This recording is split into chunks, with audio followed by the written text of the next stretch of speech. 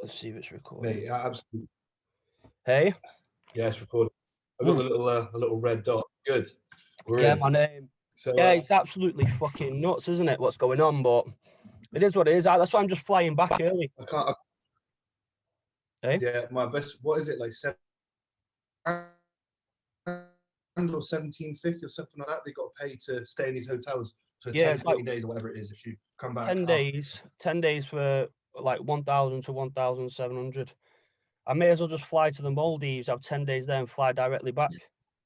Legit. Are they on Yeah. the red list? Maldives is not on the red list. You can The fly Maldives. yeah, you can fly direct from there. But that's that's plan B. Anyway, Yeah, what's new with you? Wow, just same old life at the moment. You know how it is. I'm managing to train at the moment, which is good. I've got access to a private undisclosed location, Oh, good. which is obviously very, very helpful. You know, home training. I did do home training at the start of first lockdown. I actually tore my subscap tendon in here. Tore my subscap tendon training at home because I had a set of, I think, 15s to a set of 48s. just progress. Yeah, literally warming up, was it bang straight to the 48s, and then as you would imagine, I fucked myself up. So yeah, I found that with home training, I couldn't mentally get into the zone of this. It's just the atmosphere. It's just the time away from home. I find like training in the gym just very more therapeutic. Like I just don't know. It's just like you have a setup where you have your pre-workout meal, you drive to the gym. It's all interlinked. I feel mentally. 100%. I've said to all my clients is that you need to try and replicate that as best you can. Mm-hmm. Like what I would do is I'd go for a walk, right? So I'd have my pre-workout, go for a walk, and then like obviously it's not the same, but then it's like, right, I'm walking to the gym, I'm in a different mindset.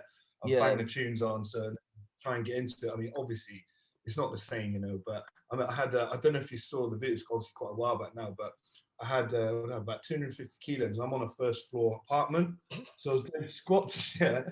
And I was like, oh shit, like it really didn't, like the floor was wobbling as I was coming up. So I was like, I'm gonna have to sack that off. Literally half. Max I did then was 3 plates, and I was like, right, I need to sort something out. You was prepping through that as well, was you? Prepped through the whole of lockdown. Well, I prepped from March last year, so obviously from the start of lockdown, and then I competed in, obviously did the finals in September with yourself, and then I went on to do the Spain NPC European in mid-October or start of October. So yeah, about 8. Well, this is nice because people obviously put in the question. The original show is supposed to be June. Okay. Obviously, went back. Yeah, this is a lot of people like, just to give people, clarify for people, like how did you get into bodybuilding? So it is kind of like most people. I was obviously younger, played rugby. I actually competed at a quite high level of powerlifting. So I was a British, European, and world powerlifting champion back in the natty days, shall we say? But that was awesome. Yeah, long time ago. But that was like where my foundation for strength and everything came from. So I've always been kind of very competitive.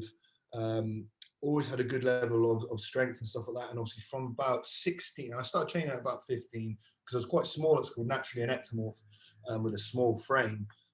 That's why I find it hard to grow muscle. Like it takes a long time, but then when it comes to getting lean, it's not really too much of an issue.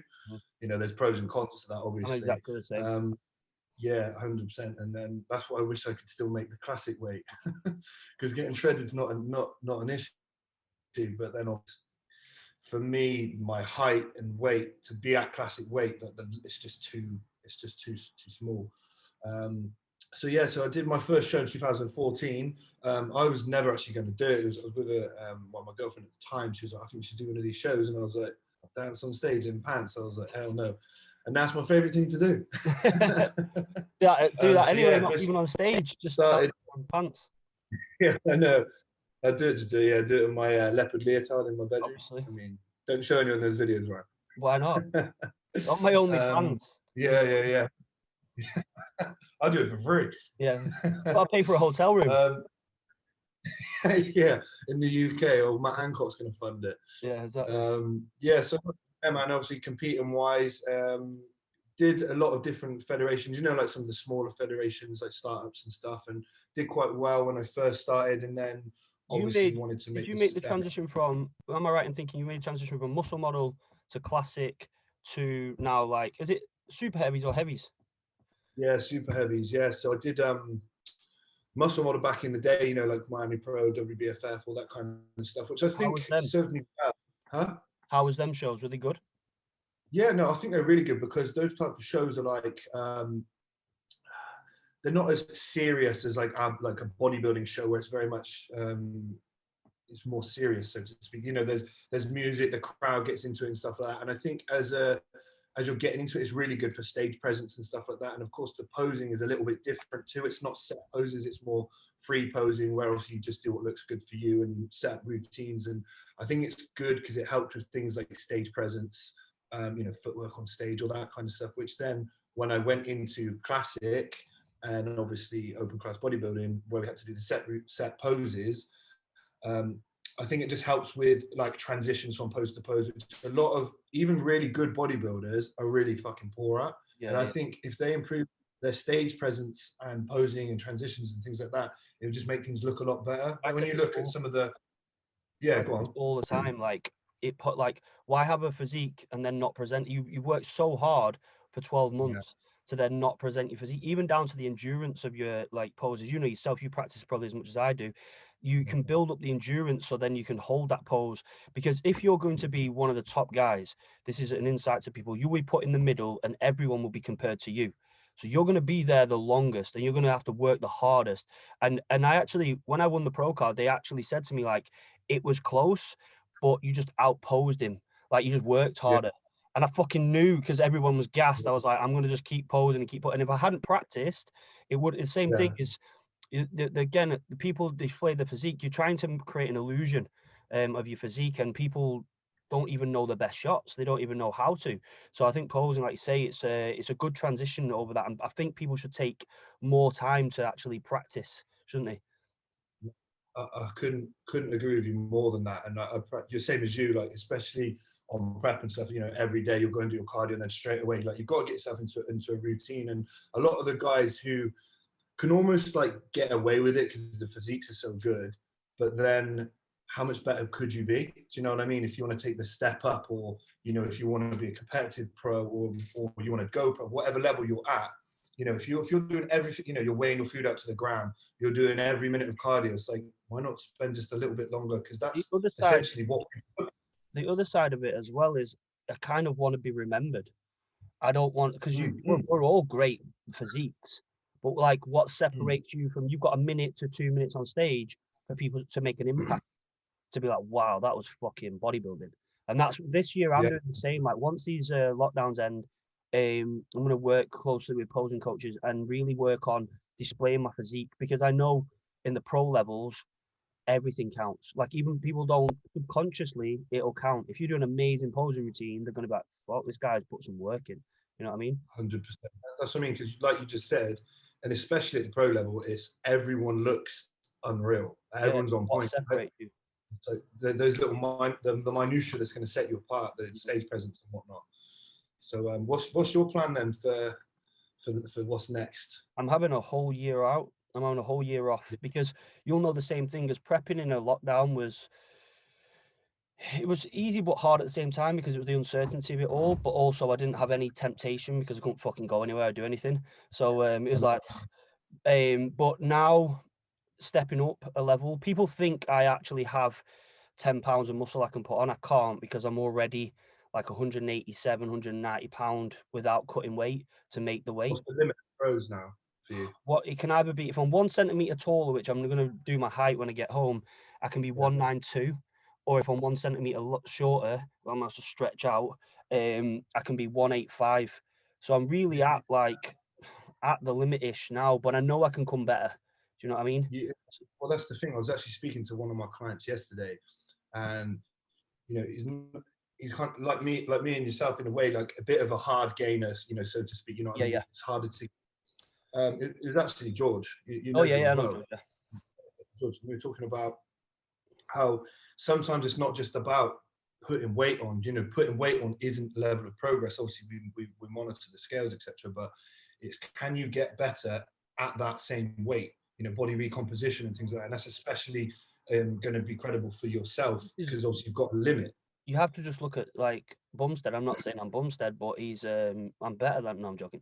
But he's like Oh, bro, that year progress, he's the same weight. yeah, And yeah, he and looks he looked like twice the fucking size. 20 fucking pounds heavier. So for me, I just know Yeah, where I need the weight and what I need to do. And almost, I'll be 100% honest, like it was tiring, not tiring, but like relentlessly trying to get a pro card year after year and not having any downtime to be able to just focus on like enjoying training, enjoying food. Like it was always just pro card, pro card. And I said to myself, once I get it, I'm just going to take a step back. We'll still work really hard, but just have some time to enjoy it and time to create some content, sure. time to do things rather than Yeah, just have, you yeah. know what I mean? Like that one goal in my mind. Have you found you since doing that? Obviously, it probably feels like a huge weight off your shoulders for a start because it's been the goal you've been trying to get to. But have you also found now that you actually just starting to appreciate what you're doing more, like enjoying the training? It's not just like, oh fuck, I need to do this and Yeah, stuff. But now it's you can almost kind of like you were at a stage I was like, okay, am I ever going to get a pro card? Will I ever get it? yeah, Like, and it was the pressure was actually making bodybuilding not enjoyable because it was lovely that yeah, people were expecting me to get a pro card and was like, you need a pro card, but also it added a lot of pressure to think, well, if I don't, what the fuck am I going to do? And then I was like, not really enjoying the process. It was like, let's just fucking get this out of the way. And then once it's done now, I'm kind of like, oh, there's no real expectations of me to win the Olympia or to even get to the Olympia or whatever. So I'm kind of like, well, just enjoy it now. You know what I mean? it's quite nice. Yeah, and then you're obviously going to bring something even better than last time, and probably I think with your shape and structure as well, you're probably going to shock a few people at the pro level as well, which This would be is pretty cool. this is like the motivation because the things for me is like you say, putting on muscle is quite hard, but because I've limited myself for so like 3 years to be putting any new muscle on, really, it's kind of nice to be able to now push it and be like, okay, we can utilize the tools that I've not because I spoke to you, I think it was at one of the shows, and like someone Yeah, I was like, I've never done that, because I've not been able to do that. yeah, You I know what I mean? remember. So Yeah, it's going to be nice now to be able to like actually progress because we all in this to progress, aren't we? Like I think like year to year progression really is the win for me rather than just the placings. mate, 100%. Well, this is quite funny because last year, 2020 was technically the worst year I've ever had with regards to placings, but Hmm. it's the most I've personally progressed with my physique. Yeah, So I put on 10 kilos of stage weight from the year before. yeah. So when I won the year before at the British Grand Prix, and then the following year, then I didn't place at the British Finals at all. And and obviously that's the guys looked unreal, and it is what it is. That's bodybuilding, right? But I personally progressed so much, but then got nothing out of it. So that's why, like a lot of people with bodybuilding, they're like, they'll have one show where they don't do well and be disheartened and quit or whatever. But it's about, like you say, just you got to keep banging at the door and come The back, thing and the it's thing is about as what well people is like on the day. the thing is for me as well is like I've been doing this so long now that you realize that even winning a pro card, it's so short lived. Like happiness, it's momentary happiness. It's Mhm. probably 2 or 3 days, and you're on cloud, maybe a week. You're on cloud nine, and everybody, Yeah, you're the greatest thing since sliced bread, and everybody's, and then it just drops off. You can't bodybuild for back them to short moment, like anything in life. You can't do things for them short momentary like happiness. You've got a day to day happiness is the win. And this is where enjoying the process of knowing you're eating all your food, knowing you're doing everything right, to then look at your physique and hopefully then not just yourself go, wow, I've done all right here. Other people go, oh, I could do that. Do you know what I mean? yeah. I think you hit the nail on the head there, where you say you cannot just bodybuild for the small moments. Like you have to enjoy the journey. You have to enjoy the process. It's very Like when we sit we shoot the shit about training and like different training setups and diet setups, and like when we meet up at shows and stuff, we just chat shit about bodybuilding, and that like you have to enjoy doing that and the process. That's what and I think. If you're gonna have longevity anyway. I think it's for forever learning as well. Like we learn all the time. Like, and again, I think people don't realize it as humans. We just love progress. You have yourself. You'll have a nice car. You want a faster car. You want a better car, or you have a nice house. And True. we're all Yeah. just striving for this like this progression day to day. But people don't. It goes in different forms for people. But with bodybuilders, it's a daily thing, which is I think that's why it becomes so addictive because we see progress every single day, like a little bit more on a bar, a little bit more like diligent with your food, a little bit better with what, even like a little bit better at creating content. So it's all a little bit better for coaching. So it's all these things like moving forward on. So you've now switched coaches, right? So what a lot of questions that I got asked for you is, Yeah. why did you switch from JP to Patrick? So it was obviously like, you know, we achieved so much working with Jordan. And firstly, I just want to point out and just say that I'm forever thankful for, you know, what him and Corin did for me with regards to sponsorship and coaching, and they're still very good friends of mine. So I had a lot of questions like, you know, what happened, did you fall out? Did anything happen? Anything? So just to clear that up, which I pretty much have anyway, Yeah, most places, is that there was never a fallout or anything like that. So I think some things just naturally come to an end. Sometimes, you know, you feel like you've done what you can in certain situations. Things evolve. You know, I had a few, like another opportunity arise, like my own business with regards to clothing. You can see it behind me. And, you know, some things like that just started to, when working with obviously Jordan, I was solely an athlete for Trained by JP, right? So obviously launching my own clothing brand and things like that at first was okay. And by the way, he was always really supportive of that too. Then it gets to a point whereby, I'm trying to build something that potentially is going to be, you know, a competitor or in yeah, line it's with a at some conflict of point interest, with what isn't we're it? doing then. So it was, yeah, essentially, yeah. And you know, my contract was coming to an end, and we basically just agreed. It wasn't a like I'm leaving or you're going. It was like an agreement for us to kind of part ways. And obviously, with that was the coaching as well. So it just seemed like, and obviously at the stage I was in with my bodybuilding as well, I felt like I wanted to try some new methods. You know, I've been doing certain methods for quite a long time, you know, with a lot of progress. But I also wanted to, like you just said, it's not just about physical progress, it's about mental progress, it's about education, it's about wanting to learn more for myself, but also to learn more for my clients. And obviously I'd not looked around for another coach. I never was looking for another coach, but you're aware obviously of who the other coaches are in the industry, etc. And I was always quite drawn to Patrick and his methods, and never thought or anything, you know, I'm going to jump ship or anything like that. That was never my thought processes, but it's always like I try to be a sponge in a way, especially, you know, Instagram's such a good place to learn from. People put out some amazing content, and then obviously YouTube and stuff. So I delved deeper into Patrick. Obviously James was with him as well, and obviously I know James pretty well, and obviously he did all right last year. You know, getting to Olympia, double qualification, etc. So yeah, and just reading into his methods, it was quite apparent that a lot of the stuff and approaches that he was doing was quite different to a lot of the stuff that I'd done. However, quite in line to some of the thought processes that I was having myself. So towards the end of last year, even midway through my prep, etc., I was having this notion in my head that I feel like I respond quite well to not necessarily higher volume training, but more intensifiers and things like that, you know, drop sets and things like that. So rather than just top set, back off, which I'd done for so long, again, like I say, with lots of progress, but there was questions in my head, or something to question myself, could I progress more with a different method, or combining different methods, you know? And obviously, when I'm being coached, I always do what I'm told, because what's the point in having a coach if you don't do what you're told? So I always did what I was told. And again, like I said, we progressed loads, but again, in my head, I just had this burning question, this burning like desire to just try something else. So the opportunity arose, you know, the door was open, so to speak. And I thought, you know what, I'm gonna contact Patrick. I spoke to a couple of his clients about, just as you do, you know, just questions about certain bits and bobs, his approaches and things like that.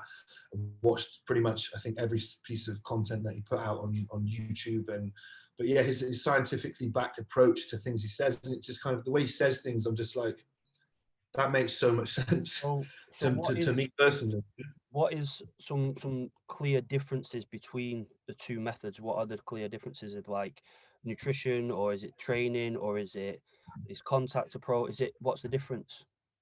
So, stuff like nutrition, for example, for anybody that's obviously, looked into Patrick or listened to any of his content, he favors a lower protein approach, and obviously trying to push the carbohydrates as much as possible.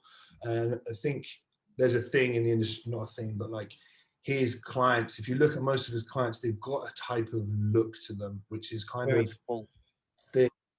Yeah, full, thick, dense. Yeah, I'm sure you're aware. I guess I'm saying this for the listeners, etc. But very thick, full, and dense. Especially the pro level, like even like the amateur guys that you see that with them, everybody over a relatively short period of time as well, I would say changes quite a lot, and I think myself included. Like, so yeah, that kind of approach seems to work well with a lot of clients. So Some people would disagree, say that. Go on. just for people who don't understand or don't know, so just gives an example of like, so your protein would normally be at, say, 350, would it? I'm just guessing off the top of my head. Probably like 350 to 400 Yeah, sometimes. and then he's reduced that down to. I actually don't know what it is off the top of my head, but it's probably 220, something like that. Yeah, and then obviously nothing like your carbohydrates have gone from. maybe. Your carbohydrates are all the way up at where? Well, we're probably like about 850-ish now, pushing 900. Did he start you off on that, or just slowly increase them, or? To be honest, we did start quite high. We have increased since then, and we've actually changed some of the meals around as well.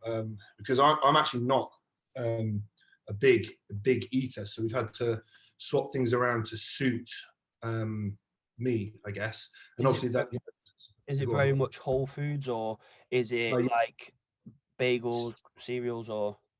No, so with Patrick again, this is something regarding nutrition. He is very much an advocate of whole, clean foods. Now, I actually said to him quite recently, actually, I was like, "What do you think about me using?"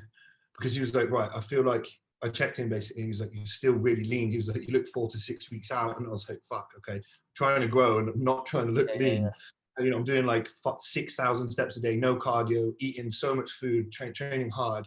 So I can't do any more to push. He was like, "Well, what can we do? Can we push food?" And I was like, "Yeah, okay, appetite's improving a little bit." So yeah, so we started to, sorry, getting a bit blinded by that light. So yeah, basically we just started to push food, but it's all clean food. And like I said, he doesn't do cheat meals. He doesn't do meals off. Like, he's very adamant that, say for example, like he'll do a clean refeed, but something like a cheat meal, like a pizza or a burger, if you listen to some of his things, he's very much like that type of food. This is honestly why, like, people say, "Oh, why have you not signed up with Patrick yet?" Because I was like, it's Christmas. I know, like, I spoke to Jimmy. I was like, no cheat meals, and like I got a family, and I was like, fuck that. And then I was like, January, I'm going to Dubai. So I was like, fuck that. And then I was like, and then I'm like, now I'm in February, still in Dubai. I was like, nah, I'll just sort it when I get home. No, dude, honestly, it was a big decision. That was like a big part of it, because I like a meal off, and also like like I said, an ectomorph guy, I can definitely get away with it, and not necessarily get away with it, but almost use it to bump my calories, if you know what I mean, from time to time. But yeah, and I was like, do you know what? It's a sacrifice or whatever that I'm willing to make, and I kind of quite like the notion of, before now we've had, do regular refeeds, especially the leaner I get, refeeds, I mean cheat meals. The leaner I get, it'd be like, right, pizza, burger and chips, whatever. I mean, on prep when I'm lean. But I mean, I'm very intrigued to see what Patrick's approach is on prep, whether it will be like a clean refeed, like, what is it, extra rice or extra oats, or, whatever it is, instead of something that we would class as a dirty cheat meal, like a, burger, which, with high fats and things like that, which is funny because, everyone responds different to it, and you get super vascular and full. So obviously it does have an effect on, physiologically have an effect on the body, that type of food, but he doesn't use that approach. So, but I like the look of his clients. Yeah. You can't deny results. So whatever he's doing is working. In a sense, does he work on like a nutritional timing setup? I hear that. This is great for me, because obviously I'm a potential client who's going to work with him. So I'm just pricking your brains. If he works on a lot of timing things, everything's very scheduled, right? Am I right in thinking that? So very scheduled. So we started off with 6 meals a day, and then so for example, like we'll get up. Initially, he gave me cardio to do in my off season. That soon came out because my weight started coming down. Obviously, but he's an advocate of health, right? So things like cycle is always to not to a maximum, it's to like what you need as opposed to going overboard. He's very much on it with bloods and things like that. So timing wise with nutritional setup and supplementation, for example, like you get up, you have your morning gut health drink, which has a number of different supplements in there, like glutamine, apple cider vinegar, etc. Then if you've got cardio, go do cardio, or wait a little bit to kind of let that, give it 10 minutes to kind of digest in the gut tract, and then meal one supplements, which is, so you have the gut health, and then sort of like 10, 15, 20 minutes later, depending on how long your cardio is, then you have your morning supplements, then you have meal one, then obviously rest, have a bit of time between that and meal two. With meal two, you'll then have a different amount of supplements. So basically spreading the different supplements throughout the day and throughout the meals. What I found is obviously, because I use some supplements which are all in ones. For example, like the JP Vital Support is a great one because it's like an all in one. So I don't have to, some of them that are spread like over some meals, I won't spread them over because I've got it all in one. If that makes sense. Similar to Support Max, things like that. Yeah, exactly. Yeah, Support Max, whichever ones you've got, which have kind of encapsulated, because obviously if it's all in one serving, then you don't have to kind of split it. But yeah, and then for example, like the pre-workout window, so we have, like, instead of having you have a pre-workout meal, which is kind of like 2 to 2.5 hours pre-workout. So it's not like your classic 60 to 90-minute window. And then obviously you'll have a bit of rest, but then we'll have, well, this is what my setup is anyway. Then I'll have a cyclic dextrin drink. I have about 50 to 60 grams of carbs in that. And obviously that sits well on the gut. And a banana, and I think I had some jam in before, which isn't in there anymore. So again, what I quite like about that is when I said he's on it with health, he's on it from a digestion point as well. So I've had my bigger meal kind of 2 hours before, so that's very much settled. And then my pre-workout itself is, a banana and a drink. It's a minor. So when I'm training, I've got nothing in the gut. Where I found before, I'm having, especially in off season, when you're pushing meals and you're having like, 2 bagels and rice and chicken, and then sometimes you get to the gym and you're like, fuck, I could do it, it's not settled. You know how it is in off season. And what I find as well is the blood will go from the muscle to your digestive tract to digest it, and then you pump to shit. Yeah. And I'm a big, like, it's weird because I've always done lower protein, just because I'm shit at eating. And I'm like, fucking, if I can get away with 1.2 gram, I'll get away with it. And then I've always needed a lot of carbs. So I've always been like, okay, so my meals are probably 3 hours apart. And then I like heavily rely on like probably, like you say, 60 to 70 grams intra or like to pre. And then I'll probably do the same with a cyclodextrin post with a shake, because I can't physically eat them. Or for me, I'm a massive thing where if I feel like my waist is getting bigger or my food isn't digesting, I'm like, whoa, because for me, it's all about, in my class anyway, as you know, it's about proportions. So I'm like, well, I could add like an inch to my arm and 2 inches to my waist and it looks shit. So like, I'm always like, well, I'd rather put 5 pounds of muscle on rather than 8 and keep my proportions and take it over time. So yeah, it's good that he's like that, because obviously I think that a lot of coaches get away from more calories, more food, more calories, more food. And it's like, it's not about how much you can eat, it's what you can process and digest, isn't it? 100%. And this is one thing that I've almost learned myself as an athlete, but also as a coach. So from both perspectives, which I can also use with my own clients as well, is that I was always like, I say growing up, over the career, etc., always like, right, we need to progress food. If food's not going up, we're not progressing. If weight's not going up, we're not progressing.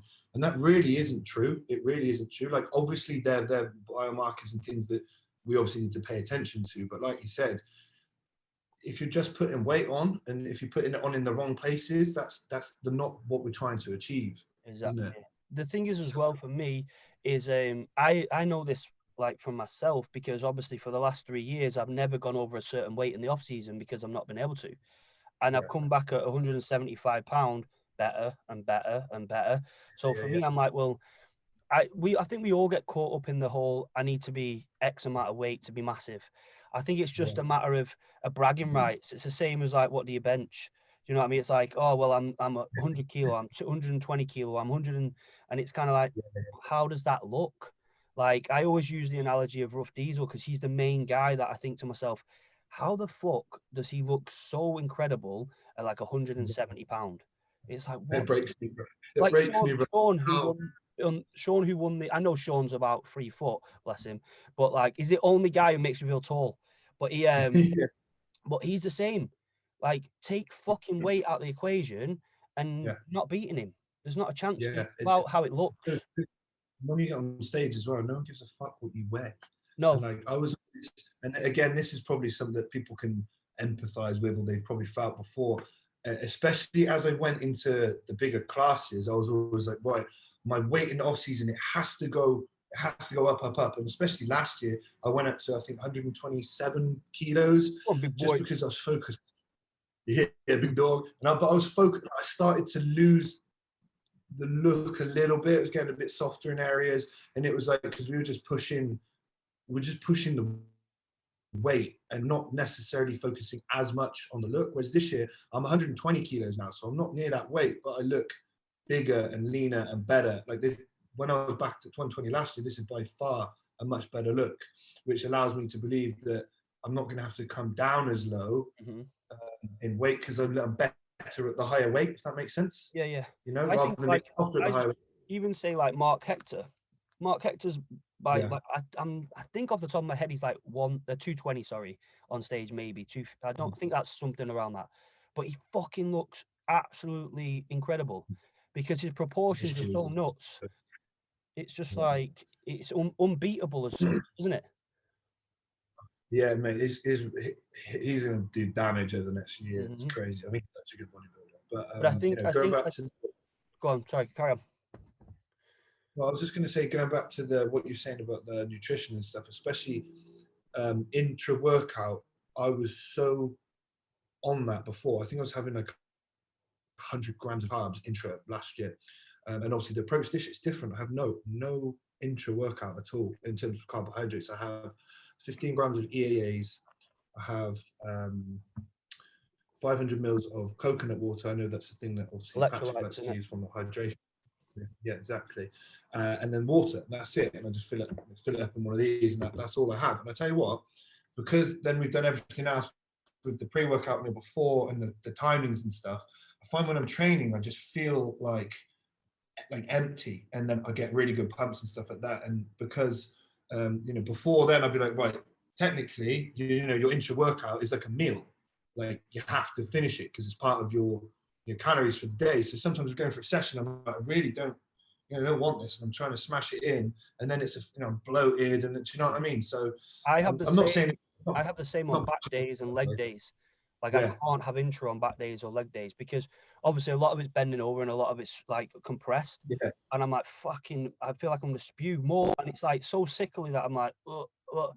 But it's I think once you yeah, like maybe 50 grams or so on, but once you're pushing, and especially obviously we're open and yeah, honest about things like if you're using like insulin or whatever, you're like, okay, well, I'm gonna have to put this X amount of grams of carbs in because if not, I'll fucking keel over. So I no, think, yeah, I think the intra carb is one of the things where some people can handle it, and then obviously once you get up to a level of carbs like say 100, 150 fucking whatever, it's just on top of everything else. It's again from a digestive standpoint. yeah. I think for me, 50 grams intra is about as much as I feel would be optimal. More than that, it just starts to get, like you say, sickly and Yeah, whatnot. yeah. You need it over like 3 liters of fucking water. I think fuck me. Yeah, I know. Does it? 100%. But also, another thing, relating that, this is the point I was going to make, relating that to the training style. The training doesn't take me as long now because it's denser training, and that's a term that Patrick himself uses. So, but essentially, it's more work in a shorter period of time. So we're still doing top sets, so to speak, but then there'll be you've obviously heard the cluster sets, drop sets, extended rest pauses sets, but he got some crazy setups for some of the sets I'm looking at. I'm like, right, okay. And then, but some of it, because it's like I say, a lot of volume within a relatively small period of time. The weight's still heavy, but not quite as top end as what you would be doing if you were doing, you know, like literally 2 sets, top set, back off.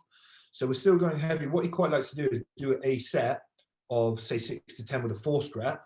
So that's going to be like your all out, you know, fucking death set, so to speak.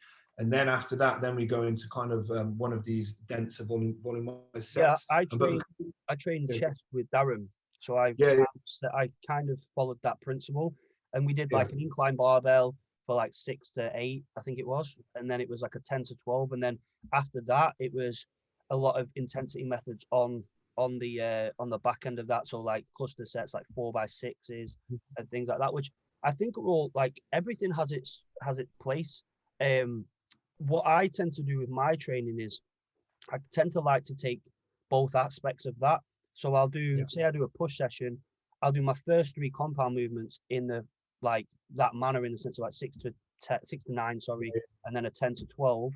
And then mhm, my isolation movements, I like to tag on like muscle rounds or like yeah, these intense, because I prefer both. I like both. I like the progressive overload stuff because it gives me a marker to go to, and then I also like the intensifiers. So I think that's the best way for me to go about it anyway. I 100% respect that, and that's kind of, that was my thought processes last year, and one of the reasons why I was like, well, I really want to do some of this type of training, and it kind of was a natural progression from there. Mhm. But yeah, I've actually I still log or keep a track of the top sets of what I'm doing, but say what I've stopped doing is logging the extended stuff, because Yeah, what I found before, and you've probably seen this before, getting fucking when my head's stuck in a logbook, and it's actually taken away from the intensity of my session. yeah, You know, I'll yeah. be in there, but like booking in, blah blah blah blah blah. By the way, again, not bashing logbooking. I've got a massive place for logbooking. It's an extremely important part of progressive overload and building muscle. But I do think that it can take away from the intensity of people's sessions, especially when people are in the logbook, so like their heads in it so much that they're actually just you know what I mean? You've probably experienced it before. I find for me personally, what it is as well is as you get to a certain level, like when you're starting out, a logbook's great because obviously it gives you something to work towards. But this is what I always utilize, like say Rob Taylor or Jamie or these people, Yeah, because they don't do any of this. But what it yeah, is they are so strong that they need every set needs to be fucking intensified. Like I witnessed on, like I think I was speaking to Rob the other day. He had all the plates on the leg press and he did 40 reps with it. Like he's just ridiculous, you know. Like so, he yeah, has to implement like drop sets and rest pause sets because for him to go to failure, that's what he needs. Whereas yeah, like obviously some of the guys are looking at Rob or they're looking at Jamie or us, and they want to emulate what we're doing, but they haven't put the 10 years of work in to get to that. So it's like I think things have its place, but as we get further into, like for me, for example, like I have to split my training up in a really random, weird way because it's about bringing my body parts up now. I can't just do chest and biceps because yeah. realistically, my chest doesn't need any more muscle. My shoulders Yeah. need more, and so on. No, that's where I think people take a lot of stuff out of context, especially younger guys, and obviously with the social media, etc. Now they'll look at guys who have put that work in, and they're like, "Oh fuck, maybe I should be doing that." It's like, wow, whoa, a minute. He's done this before he's doing this. Yeah, Whereas, you you know have what I mean? And like you said with Rob as well, I trained with Rob in Marbella, and for example, we did like side raises. We've got like the 40s, and we're like, and then did the 30s, and then that, and do you know what I mean? There was no like, right, we're going to do 10 reps here. It was just like, just go to your. At the end of it, I was like, fuck, yeah, I'm yeah. fucked. I And don't know how many reps I did, but I like, enjoy them sessions though. That I think that's pure bodybuilding. yeah, 100%, I don't 100%. know if I could possibly keep doing them all the time now, like them sessions, because I used to love them. But like Yeah, I think when you're at a certain level, like Rob is, like of muscularity, like he doesn't really need much more muscle. He's like a fucking little Belgian bull. He's fucking massive. cool. But he doesn't need any more muscle, so he can get away with training that intensely and recover from it. And that's what he does. For me, Yeah, it's like everybody's different, aren't they? So for me personally, I don't think I could do that and grow because I just don't grow in that manner. yeah, for sure. And you like everyone's recovery capabilities are different as well. And you'd Exactly. see like, trying to emulate Rob's type of training, they'd just be buried in a week. Like there's Yeah, no yeah. way. And it's not Absolutely. about having one good session, it's about stringing months of great sessions together. Yeah, that's the biggest thing, and that one of the things that I pound on, I probably bore them to my clients, is like consistency is king. Like So until you're consistent. have you took anything from Patrick's approach and implemented it with your clients now? Has that changed any way the way you coach, or? Yeah, I would not in a huge way, because I think, you know, dependent on the client, but I've definitely used a lot of or some of the intensifier techniques with some of my clients who I believe could do with some more, not necessarily volume, but some more density, you know. Mhm. Um, Especially like now with regards to obviously lockdown, and some of the guys are training at home and it's hard to get load. So trying to increase some of the intensity of their workouts through different techniques and the way they're lifting is actually been really beneficial. You know, rather than saying that let's do 3 straight sets or whatever, we can put in, like, you know, like we say, it's hard. I'll put like maybe a top set at the end, because at the start there's not enough weight for them to, you know, they'll be doing like 25 reps, you know, yeah, to fail, exactly. And at the end of the day, you still want to hit muscular failure. So it's almost like doing a pre-exhaust with I some. I utilized this. It was weird because I had an injury. I tore like my quad off, being fucking idiot. Just again, Yeah. like literally lifting heavy as hell. And what I started, it was on a leg press. And you know yourself, you can load a leg press up fucking ridiculously. And before everybody started using bands, I was like, how the fuck am I gonna make this heavier? And then I just put time under tension on it. I ended up calling like devil sets, where it's just 6 seconds down, 6 second hold, 6 second up. But it was like it took my weight to like 2 plates, 3 plates aside, but my legs, like the actual activation in my legs was Yeah. fucking unreal. And that was like That's, maybe that's where I started thinking, actually, we don't need every exercise to be fucking. It's about how the weight feels to the muscle, isn't it? It's not about just the weight on the bar. the thing is, you can't tell people that, they've got to experience it. Yeah. You know, like you did, you were kind of forced into that situation, and then you're like, oh shit, it's kind of like a light bulb moment. Yeah, yeah, yeah. And again, it took me, especially coming from the powerlifting background, always being strong and around, you know, bodybuilders, we all have, we train with a bit of ego time to Oh, time. always, mate, always. Always, you know, and everyone likes to get some plates on the bar, and I've always been, you know, always done that. And to a degree, someone said something recently which really stuck with me. Was, I think it was Kuba actually. It was, does your strength match your level of musculature? You know, you see these guys who are so fucking strong, and they're bodybuilders, right? We're talking about bodybuilders, not powerlifters or anything. They're so fucking strong, but they're just not that big, you know. Mm-hmm. And for a while, well, that I was that for ages. I was always very strong, and then, you know, I was always looked good, but I was like, could I be better? Should I be better for how strong I am? Do you know what I mean? And it wasn't until I started to really, you know, realize that and be like, fuck, I need to, like, what else can we do here? And then it was when you go through those, this was when I had these thought processes of how else can I do things, that I really started to see some changes, real proper changes in my physique over the past year or so. That's the thing as well, though, is like you're a great example because other people could be saying, "Oh, well, maybe his food's off, or maybe his nutrition. I mean, sorry, his supplementation's off." But with you, it was all everything was all consistent as it always has been. So now that you made them changes, it's nice to see like your physique changing because you know it's just that one element. That's the great, like you say, that's the great thing about being consistent. If you're so consistent, when you Yeah, interchange things, you can see things happening. It's not like, oh, actually, my food was better that month. Oh, actually, my training. It's like when you change one element, you're like, that works a lot better. it's so true, isn't it? And that's why, you know, on prep, you can make a minor change, which could make a big change physically, visually. You know, Mm-hmm. if you're not being consistent in whatnot, then, you know, those changes aren't going to do anything. But No, yeah, this I've been with Patrick now for. I got the old lid done, didn't I, in October? yeah. How was And then that then? Let's because a lot of people don't know anything about it, and I think I see a lot of people get questions on it, and you two, you get certainly a lot of questions on it, don't you? yeah, a lot. I'm gonna do a little video on it soon, but definitely talk about it now. I mean, it's something that didn't bother me, mate, for ages, well, forever, really. And it wasn't until it was Halloween 2019, shaved my head for charity, right? And I shaved it, and started growing back, and I was like, oh shit. This fucking massive, you know, it wasn't, Damn you, you know, Trent. Damn you, Masteron.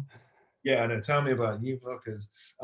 Anyway, started going back, and I was just like, and it grew back fully, and I was like, even when it grew back, I could just notice it because, you know, I'd sometimes wear my hair down, sometimes wear it up. And then when I'd wear it up, I'd get like, you know, I'm not really self-conscious just guy, but you'll be like, oh, I don't really like that. Do you know what I mean? So then I just start wearing it down all the time. Yeah, yeah. And then I was like, you know what? You know, because obviously we live in a different world now. 5-10 years ago, people were like, fuck, you know, the hair transplant. It was huge. And now it's kind of like, you know, so it's like girl getting a tits done now. It's like a normal thing. Do you know what I mean? Yeah, 100%.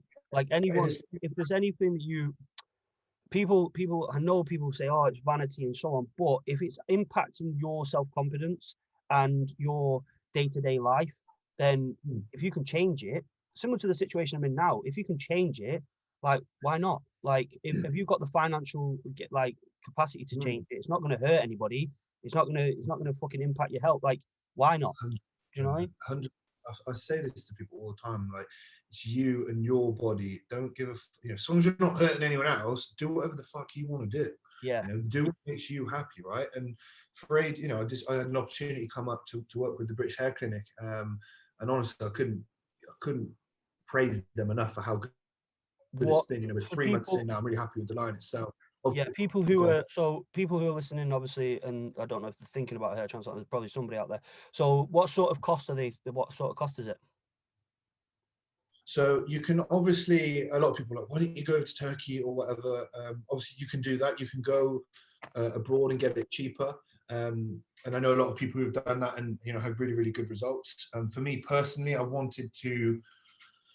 think for just a procedure like that, I felt more comfortable getting it done in my own country. Like if there was any issues, I know I can just drive there. Yeah, aftercare, it's up the road. Well, it's up the road, a couple hour drive, you know what I mean? But for me, so mine cost £5,000. You can pay it in installments if you want to. I think I had to pay £1,000 deposit when I had my consultation to like secure my space, and then they booked it because obviously there's a bit of a waiting line. I think I booked it for like 3 or 4 weeks later. Me and my brother got it done on the same day. Yeah, we got it done the same day because basically I booked it, and basically his was worse than mine. And I told him I was getting it done, and he was like, oh. And I was like, I'll have a word, mate. We'll get you in as well.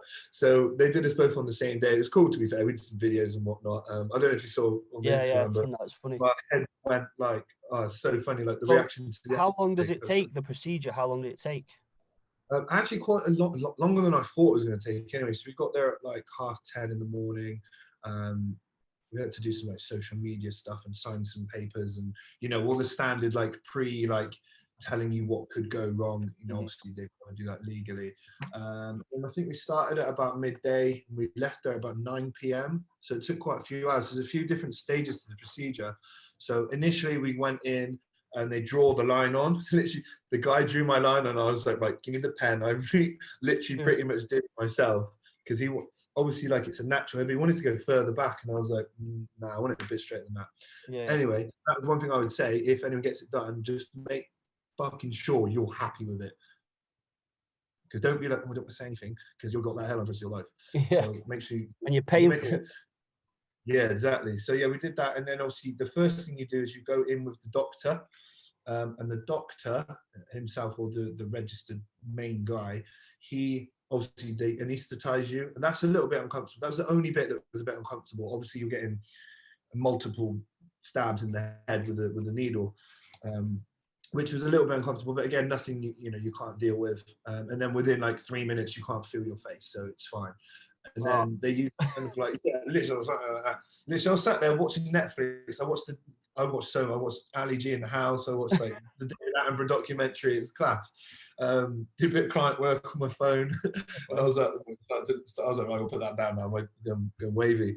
But so yeah, he spent about 2 hours, literally one by one, putting the holes in your head, going along that with this small thing. It goes in a small thing. It's like I don't know what you call it. I don't know what the tool is. Like an apple corer.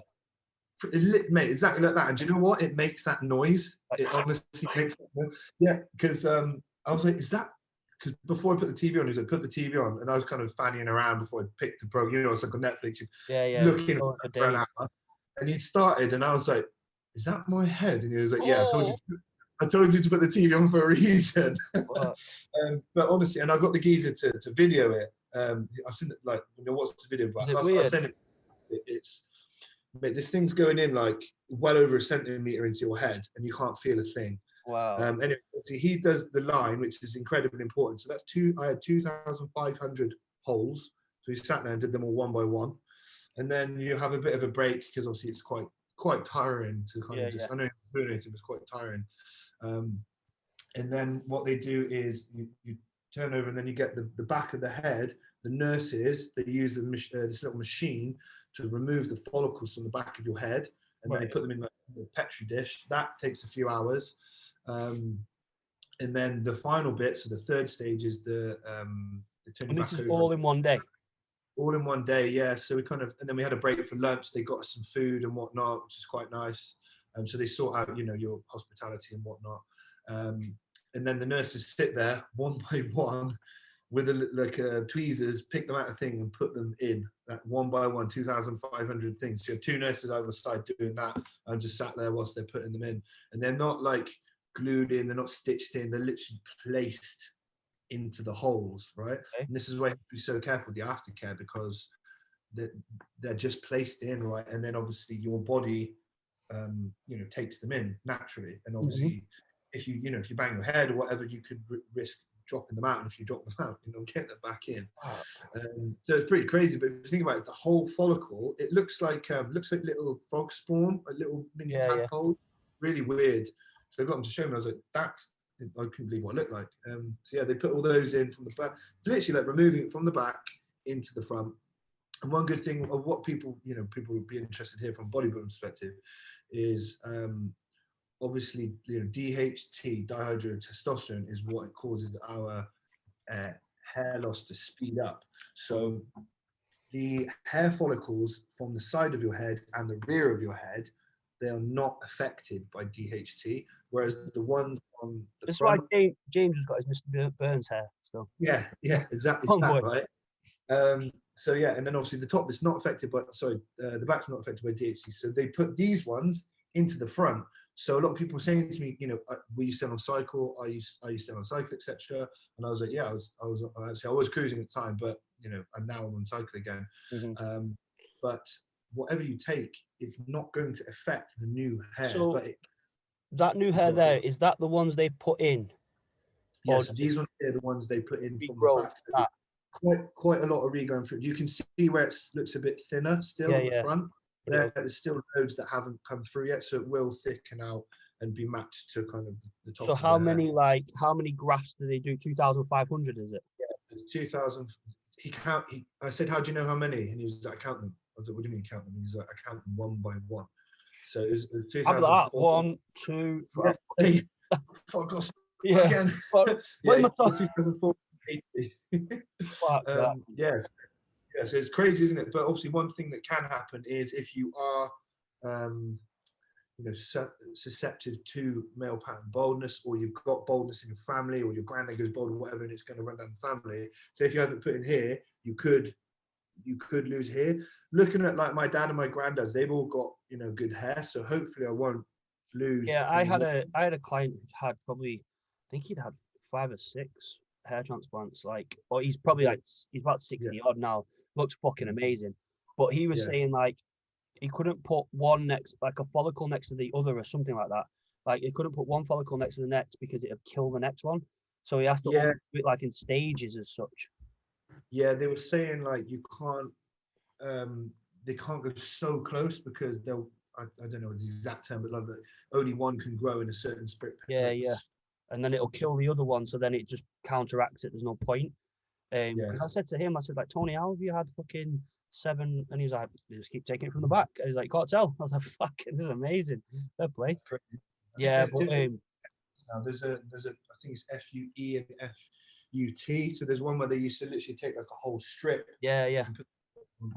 And now they've got obviously, it's come on further, it's improved and stuff, and now they've got these machines where they can literally take out one by one. So that's the one that I had. But yeah, no, I'm really happy with it now. Now I can start seeing it coming through. The first month or two, How long's how long do 6 months is it? I guess they say 6 months to a year for full regrowth. I mean, I'm 3 months in now, and it's starting to come through quite well. I actually had a haircut yesterday, so actually day before yesterday, I still look like a fucking Lego man. Same level.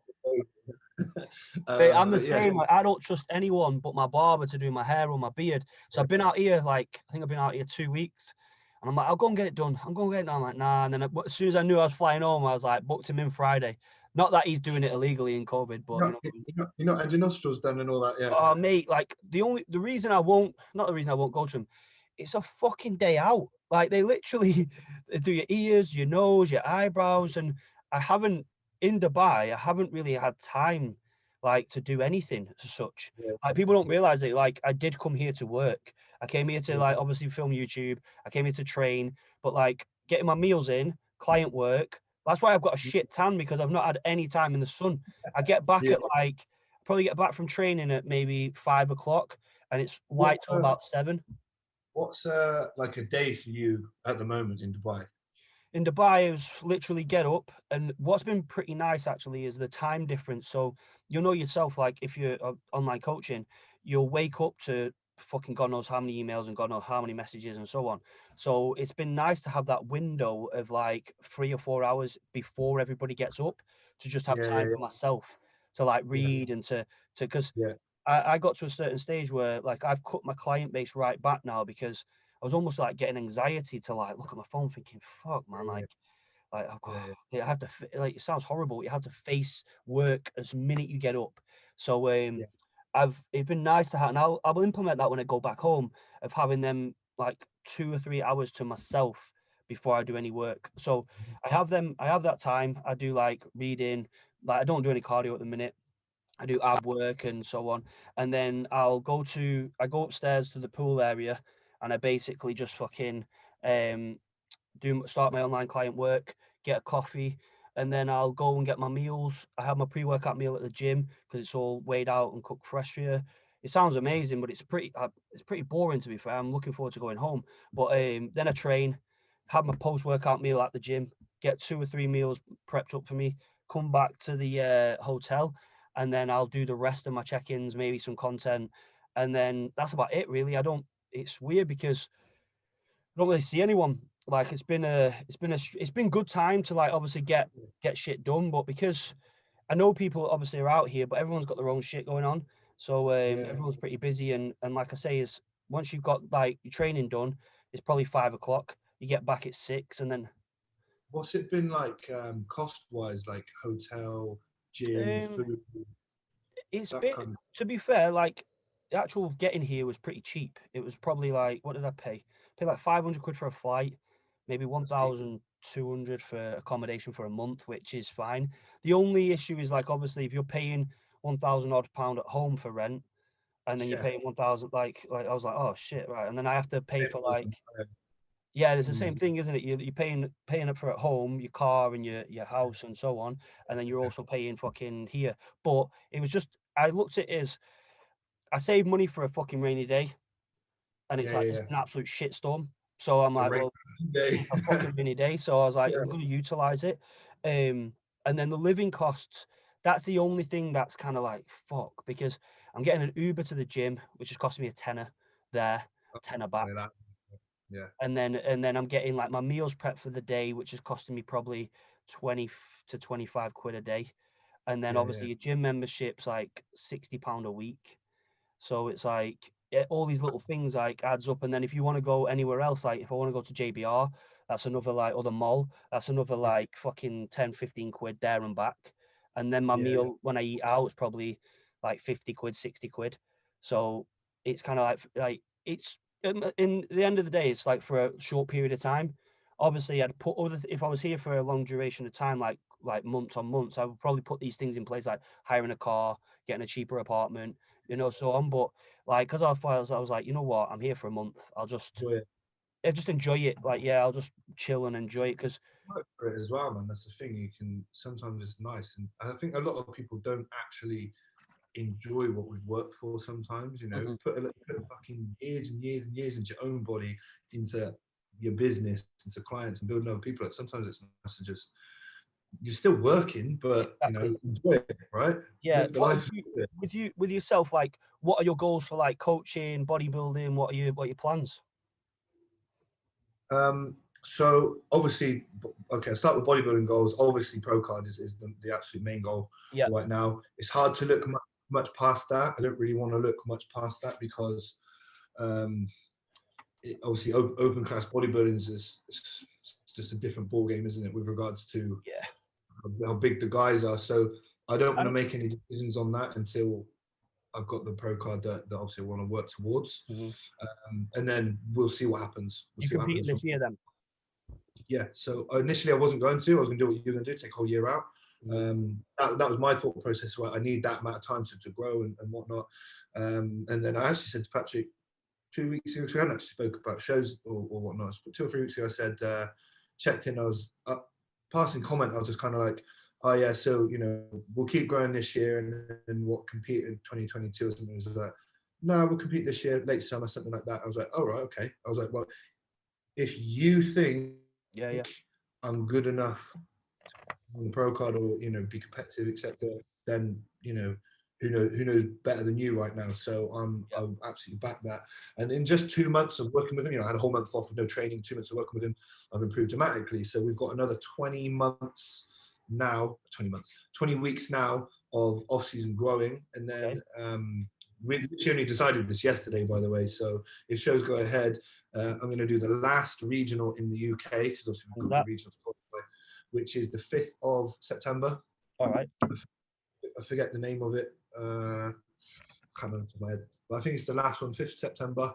Obviously do that to qualify, and then the pro qualifiers. There's no more UK pro qualifier shows then, so I'll go abroad. There's I think Georgia, Poland, Germany. There's 5 every week, right? Isn't there? It's just every week in Europe, which are all very accessible. So essentially what he said was we'll start prep. Well, we'll start, his words were, putting in more quality work in sort of July, start of July time. So July, August, and then obviously, well, basically 8 weeks. Because I said to him, how long would you prep me for? And he was like, I would prep you for no long, like your current condition, no longer than 8 weeks. Wow. See, I've only ever done long preps, 16 weeks minimum, 20, 24. Last year was 8 months. And I think that's by the time I got on stage, I was just tired, Everyone had the same sort of, everyone I spoke to who prepped last year had the same sort of thing. They were just tired. The physiques were just tired. It was just you can't be that lower body fat, and it doesn't matter what you eat or how high your food is or how low your cardio is. You're still in a very, very low state of body fat, and you can't stay at that without wasting muscle. It's just 100%. And then my cycle last year ended up Bro, one second. Let me just plug this in because we're going to run out of battery. And I'll be lose this whole thing. 2 seconds, bro. It's diving, bro.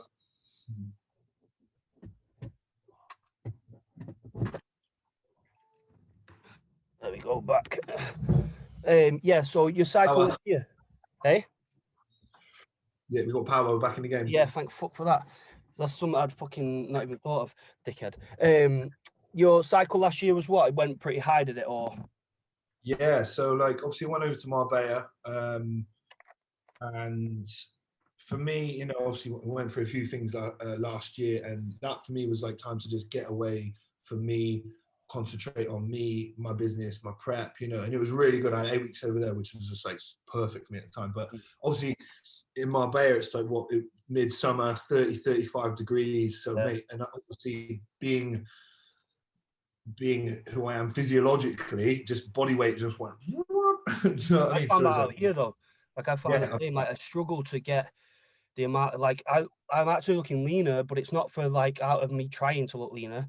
I'm just literally oh my god, every day. Yeah, that's what I mean. It's pros and cons. When you're trying to grow, it's for fuck's sake. But then on prep, obviously we dropped quite a lot. So I was doing 4,000, 5,000 steps a day, which is obviously minimal, especially when you're living. I was trying to live somewhere in Marbella, and obviously, what it's like when you're on. I don't want to call it holiday, but essentially away. Yeah. You walk everywhere, and you kind of don't know where anything is and that kind of stuff. So it's really hard to keep my steps down. I remember I got this moped, so I could literally just get out of my apartment, walk to the ped around everywhere, and then I couldn't walk up down the beach or anything like that because I had to keep my steps down. I literally go to the gym, train, and again, even in the gym, there's no aircon, so I'm fucking sweating out. Yeah. And then obviously cycle-wise, we just obviously things have got bumped up, and ended up I would say, don't really want to say too many numbers, but what's good. A lot. Yeah, it was high. And things like, I'd not done Trestolone before, did Trestolone. How did that affect you mentally, do you feel? I think by the end of prep, and again, I don't think this was split just down to, I think it was just, Environmental things and everything. yeah, environmental things, a combination of time, dieting from March to October is a very, very long time for anyone to diet and be in a deficit for. And then obviously the cycle itself, I think when you run those type of drugs for like 8 to 10 weeks or something like that, it's fine because you're in and out, right? Mm-hmm. And it might affect you a little bit, but a lot of that's just dieting as well, just low food and whatnot. But then I definitely was affected negatively towards the end for sure. Just kind of like that emotionless feeling where you're kind of like almost you're just you're just living and just doing, or just like a robot. Do you know what I mean? And even after yeah, it took me a while to kind of get back to normal. But again, almost like doing it and being there, having gone there and done that, it's all an experience. I've experienced it. I've been there. I know what it's like. So, I wouldn't ever make my clients or anyone do anything that I'd not done. I don't think I'd make anyone do that. But again, it was a needs must at the time as well, and it was in a reaction to the environment that I was in. Obviously hot, and then obviously extended. Mm-hmm. We didn't the show wasn't supposed to be in October, so we didn't plan on being on that stuff for that long. Because by the time it started the show was supposed to be here, and then it ended up here. So when you're on certain things, you can't really then just come off of it mid prep. Yeah, so it ended up being on some quite harsh compounds for quite a long time, which definitely had a negative impact, I would say, mentally for sure. I'm the similar. Like, there's certain things that I have to do to make weight that just negatively impact. Like, it's inevitable.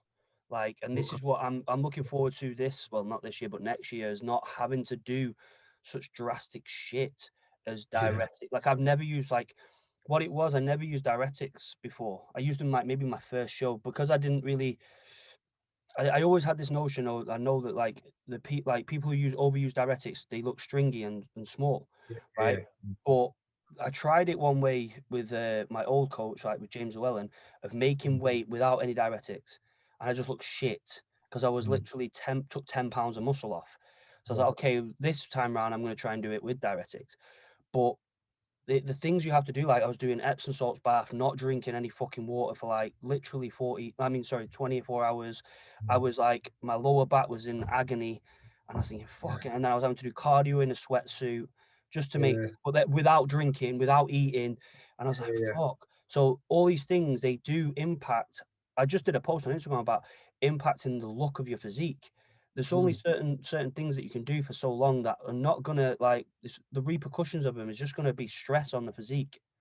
100%, mate. And I think by the time I got on stage, I looked all right, but I was never going to beat those guys up there.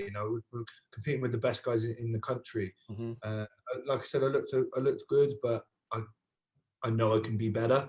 And again, that's not through, it's not Jordan's fault. It's not my fault. It's more down to the environment and the situation. But again, I know everybody's in the same boat. It is what it is. But you think as well, or it's just a matter of patience, isn't it? It's time. 100%, my time will come. I feel like this year I'm going to be drastically improved. So I'm not saying anything, but we'll see if we can bring a very good package. But like you said about, I remember when I did Classic in 2018, when I had to do I had to get ready for the Amateur Olympia in Spain. Yeah, I was there. I did it with you. Yeah, you were there actually. And fuck me. I remember I was 109 kilos at like 2 weeks, less than 2 weeks out. And obviously I had to be sub 100 kilos. But at 4 or 5 weeks out, I looked fucking unreal. Yeah, man, I'm the same. Like, not being blowing my own trumpet, but I'm the same. Like, people see shots of me or videos and like, fuck. And then on show day, it doesn't really, it's not the same physique because I've just had to take 10 pounds off in 3 days.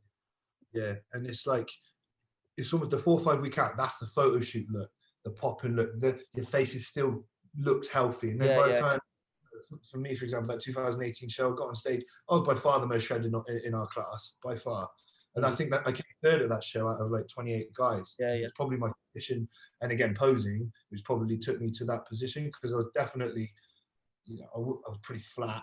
You know, I didn't look, you know, pop, you know, like you do, you're full and stuff. I didn't have that look. Yeah, But well, I have. It's weird for me because I always win my class because I've got the most muscle in that class for 175 pounds. No one's going to be really as big as me, not blowing my own trumpet. But then when I get to the overall, I was getting to every overall, and then because I didn't have the same pop as I did, you know, yeah, previously, it's like, for fuck's sake, like, because yeah, all the guys who can be 100 kilo, who can be fucking whatever they want weight wise, like 240, 250, I'm like, I'm never going to be able to beat these guys because it's like, I remember going up against Jimmy this year, and I was thinking, yeah, fuck, I was like, fuck's sake, Jimmy, because he's so tall, and I was like thinking, fucking, and luckily, like, I managed to pull it off, but it was like, over time, making that weight every time is just absolute fucking killer. And it just like you say, it just has a negative impact on your physique, doesn't it?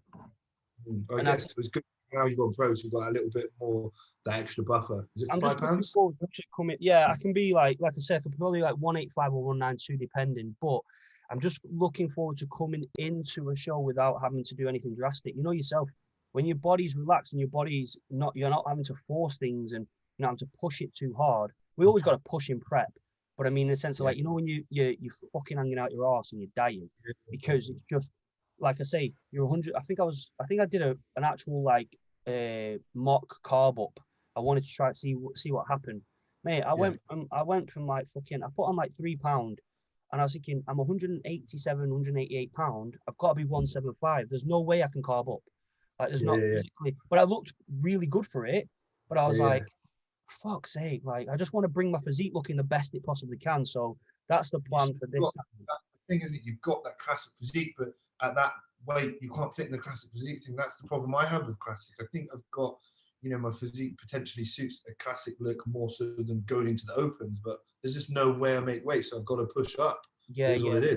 I I've think for got me, to, it was like, it was a matter of, I'm never going to win as a light heavy. I never feel like I could win or do anything as a pro or win a pro card at that. So I was like, okay, I'm going to have to just play to my strengths and be like, right, well, I know I'm looked upon as a decent classic guy. So if we just have to fucking bite the bullet for a couple of years, get the pro card.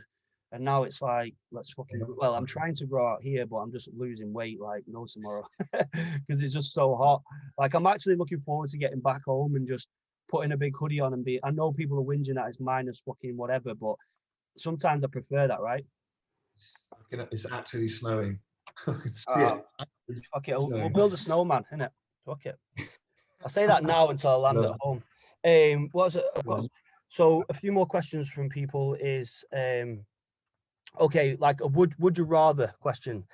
Would you rather never coach again or win the Olympia? Never coach again or win the Olympia. Yeah. That's a difficult one because obviously coaching brings me so much satisfaction with regards to I love helping other people. Obviously, it's my job, so kind of pays my bills Or would you and not allows me to feel live my like if life. you won the Olympia, you could then have a spin off and that would. So moving on, if I won the Olympia, obviously that is the ultimate dream. And yeah, I think off the back of that, I think I'm marketable enough that if I won the Olympia, I would be able to make money off the back of that from either advertising, sponsorships, YouTube, but then also be able to help people in another way, probably for free without charging them as well. So I'd probably say go and win the Olympia and then Just because you help want to people win the in. Olympia, obviously. No, no. But like, I literally thinking the same thing because I think it was you know, James Smith, the guy off Instagram. He Yeah, was saying, he was asking why he doesn't one-to-one PT anymore.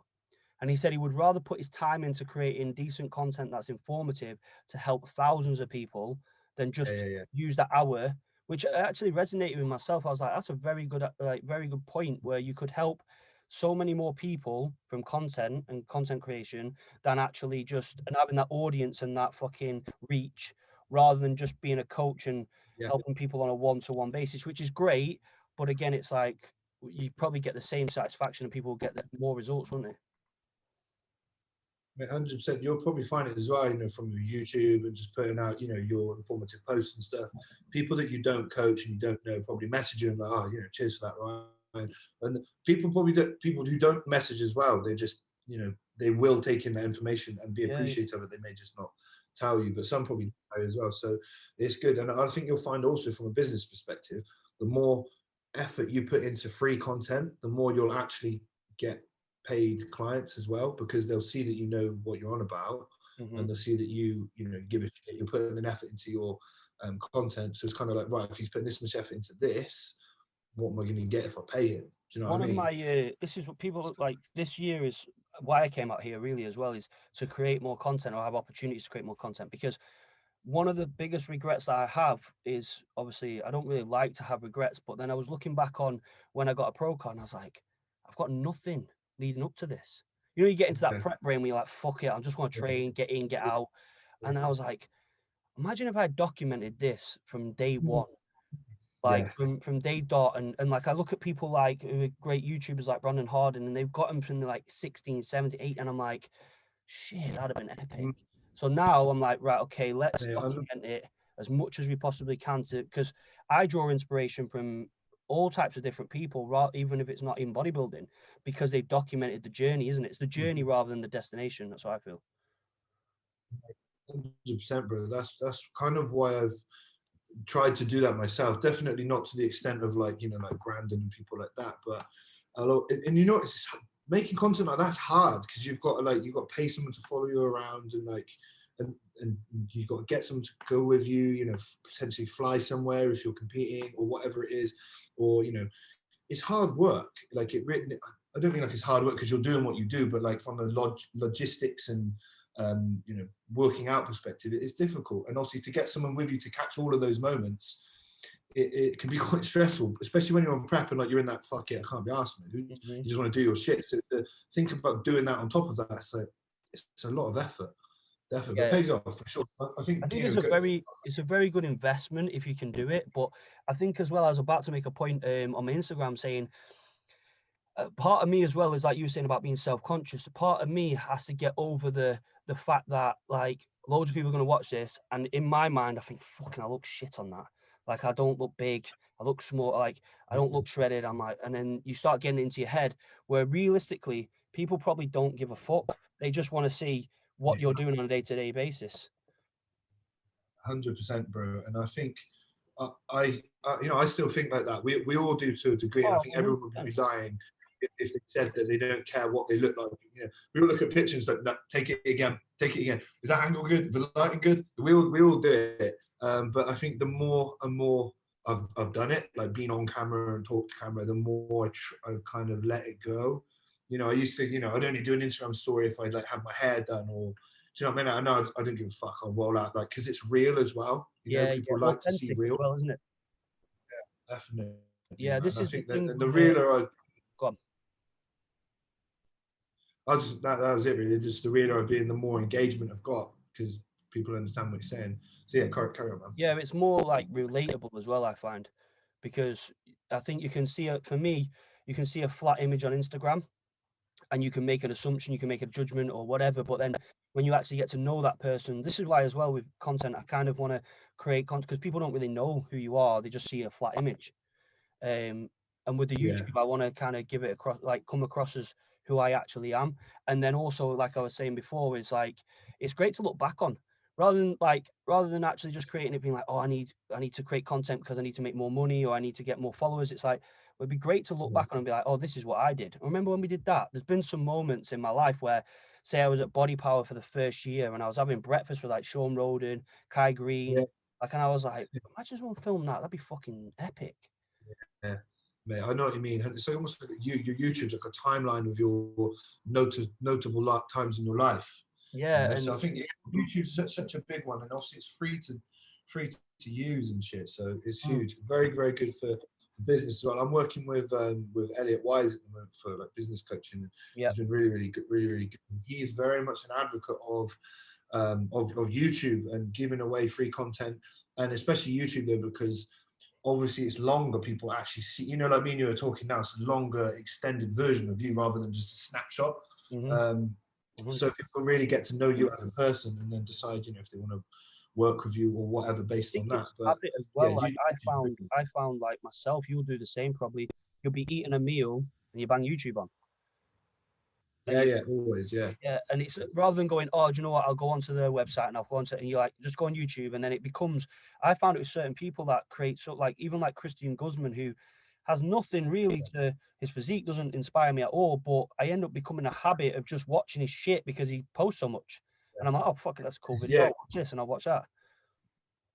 Yeah, 100%. He's just a personable person, good at business. It's cool to see what people do. Yeah, Yeah, I think as well, what I find, like if anyone's like starting out YouTube and whatever, is the shit that I found really boring about my life is just because I'm living it.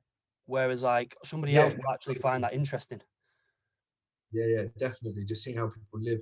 You know, like you've achieved what you've achieved, and people want to see what you do to get the I way think you've because it's got. hard to get past that. You just think, well, I'm fucking just a normal person. I don't really do anything Yeah, different. But yeah, I remember when I started, I remember when I was working just like a normal job and I wasn't coaching. And I used to watch like Jay Cutler and all these guys, like, and watch him just eat his breakfast, do his cardio, lie yeah, around. And I was like, I'd watch it for fucking every single day.